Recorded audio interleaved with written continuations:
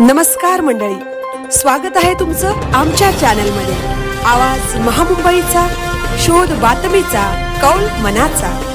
चला तर मग आमचे चॅनल लाईक करा, शेअर करा आणि सबस्क्राइब करा। धन्यवाद। श्रीवर्धनमध्ये भक्तीचा मळा फुलला। भरडखोल ते पंढरपूर पायीवारी विठ्ठू नामाच्या गजरात रवाना। आषाढी एकादशीचे वेध लागताच संपूर्ण महाराष्ट्र विठ्ठलमय झाला आहे।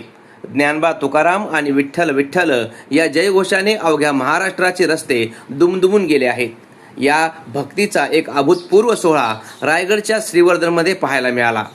श्रीवर्धनमधील भरडखोल येथून कोळी समाज बांधव आणि विठ्ठल भक्तांची भव्य पायी दिंडी पंढरपूरकडे रवाना झाली आहे।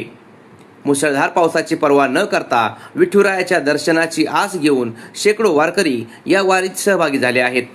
टाळ मृदुंगाचा गजर, रामकृष्ण हरीचा चाललेला अखंड नामजप आणि विठुरायाच्या भक्तीत तल्लीन झालेला वारकरी संप्रदाय हे दृश्य आहेत रायगड जिल्ह्यातील श्रीवर्धन तालुक्यातील भरडखोल गावातील।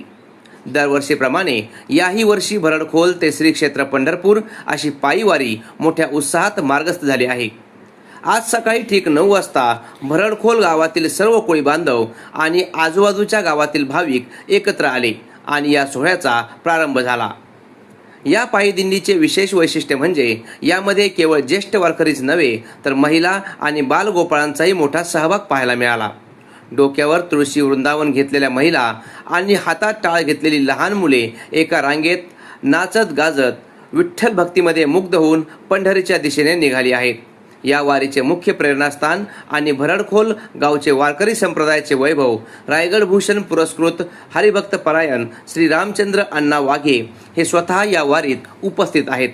तर वारीला निरोप देण्यासाठी आणि वारकऱ्यांचे स्वागत करण्यासाठी श्रीवर्धन पंचायत समिती सभापती श्री सचिनभाई कीर, राष्ट्रवादी काँग्रेस पक्षाचे तालुका अध्यक्ष श्री मंदारजी भाई तोडणकर, बोर्ली पंचतनचे युवा कार्यकर्ते सुजितजी पाटील आणि माजी सरपंच दिनेशजी चौगले यांच्यासह अनेक मान्यवर उपस्थित होते।